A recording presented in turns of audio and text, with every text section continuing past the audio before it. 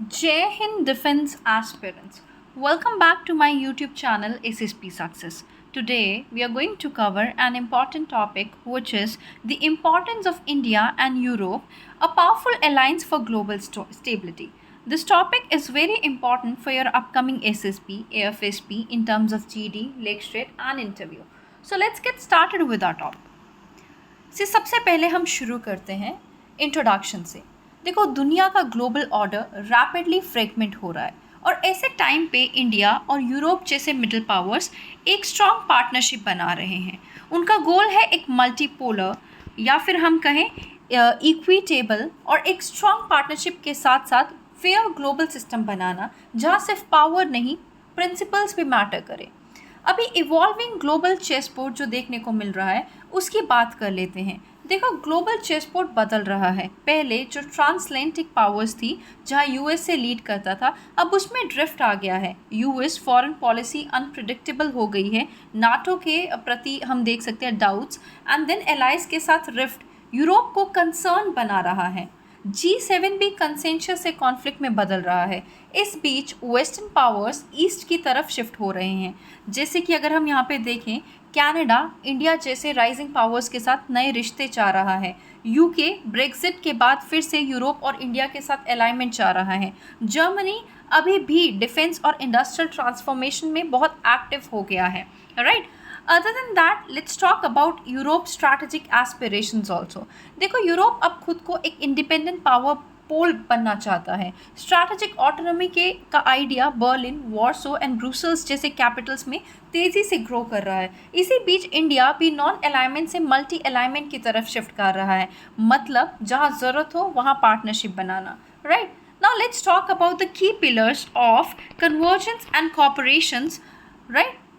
सबसे पहला है इंडिया यूरोप की पार्टनरशिप के सॉलिड पिलर्स में diplomatic and institutional engagement, right. यहाँ देखिए, इंडिया ने यूरोप को स्ट्रैटेजिकली अप्रोच करना शुरू किया है। पीएम के G7 एंगेजमेंट, मिनिस्टर के रेगुलर विजिट और बायलैटरल रिलेशन डीपन हो रहे हैं फ्रांस, जर्मनी, इटली, नॉर्डिक और ईस्टर्न यूरोपियन कंट्रीज़ के साथ। सेकेंड, अगर मैं आपको बताऊँ तो क्या हो रहा है, उसके अलावा रोबस्ट इकोनॉमिक टाइज देखने को मिल रहे हैं।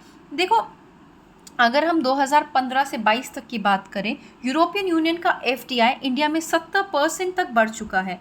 उसके अलावा फ्रांस के इन्वेस्टमेंट कितना हुआ है, 373% हुआ है। European union imports from India भी डबल हो गए हैं। अब ज़रूरत है कि India European union trade and investment agreement को फास्ट ट्रैक किया जाए अर्ली हार्वेस्ट डील के साथ। लेकिन यूरोपियन यूनियन का carbon border adjustment mechanism equity के नज़रिए से देखना होगा, ना कि सिर्फ क्लाइमेट के नाम पे प्रोटेक्शनिज्म के ज़रिए से। देखो, इंडिया और middle east Europe economic corridor यानी IMEC को एक मॉडर्न सिल्क रोड की तरह रिवाइव करना चाहिए, जो इंडो पैसिफिक में ट्रांसपेरेंट और सॉवरेन इंफ्रास्ट्रक्चर को प्रमोट कर सके। Other than that, technological partnership. देखो, दोनों साइड्स डिजिटल इंफ्रास्ट्रक्चर को एक पब्लिक गुड मानते हैं, जो बिग टेक का मोनोपोली नहीं होना चाहिए। यूरोप स्ट्रॉन्ग है डीप टेक, सेमीकंडक्टर्स और डिजिटल मैन्युफैक्चरिंग में। इंडिया आगे है सॉफ्टवेयर, डिजिटल पब्लिक गुड्स और प्लेटफॉर्म में। इनकी synergy clean energy, biotech, health care, food security और ओशन सस्टेनेबिलिटी जैसे सेक्टर्स में इनोवेशन ला सकते हैं। Other than that, human mobility and talent exchange. देखो, एक स्ट्रक्चर्ड मोबिलिटी एग्रीमेंट की ज़रूरत है, जिसमें स्टूडेंट्स, रिसर्चर्स और प्रोफेशनल्स को ईजी एक्सचेंज हो। टैलेंट पूल इससे इनरिच होगा, इंडिया में एम्प्लॉयमेंट प्रेशर कम होगा और इनोवेशन में बूस्ट देखने को मिलेगा। देखो, 21st सेंचुरी में नॉलेज इकोनॉमी बॉर्डरलेस हो चुकी है। क्रॉस बॉर्डर थिंकर्स उतने ही इंपॉर्टेंट है जितने cross border Capitals. Now let's talk about defence and counter terrorism collaboration. Europe अभी भी इंडिया को एक मेजर डिफेंस पार्टनर है, लेकिन अब दोनों तरफ से पुश है सेल्फ रिलायंस का। इंडिया का आत्मनिर्भर भारत, यूरोप का रीआर्म 2025 इनिशिएटिव, दोनों मिलकर को डेवलपमेंट और टेक्नोलॉजी ट्रांसफ़र कर सकते हैं सिक्योरिटी के एरियाज़ में, maritime, cyber defence, space, counter terrorism. और सबसे इम्पॉर्टेंट, यूरोप को पाकिस्तान के टेररिज्म सपोर्ट पर स्ट्रॉन्ग स्टांस लेना चाहिए, right. Now let's talk about shaping a global and equitable world order.